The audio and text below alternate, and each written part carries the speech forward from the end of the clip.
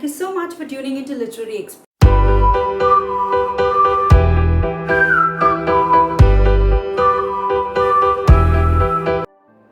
The plurals in English word end with an S. Boy, boys, girl, girls. And these plurals are broadly categorized into three soundings: S, Z, Is. Imagine the snake sound, S. Imagine the B sound, Z. Imagine the word is, I-S, is. Let's take an example and understand this. Cat, dog.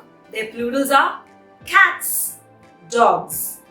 When cat has a S sound, cats, whereas dog has dogs, Z sound. Why is this?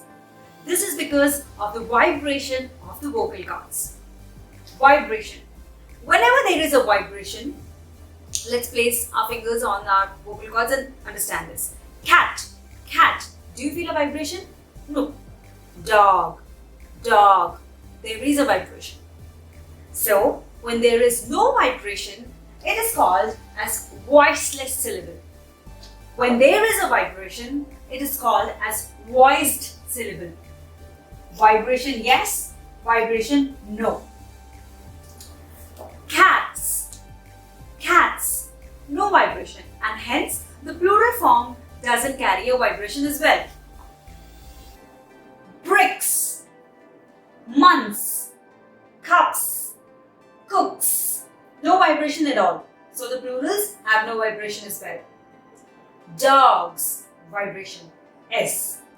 Dogs. So it's more pronounced like this. Jars, calls, comes, sons. And the third sound of it is sound. There is an additional I syllable added into the word.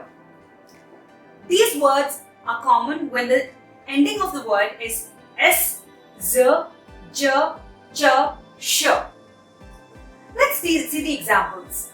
Bus, buses, rose, roses, garage, garages, judges, church, church is. It's not churches, church is. Bush, bushes.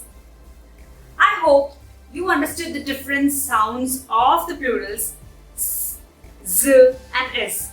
And pronunciation is all about being efficient, and I'm sure this video helped you. Thank you so much for watching.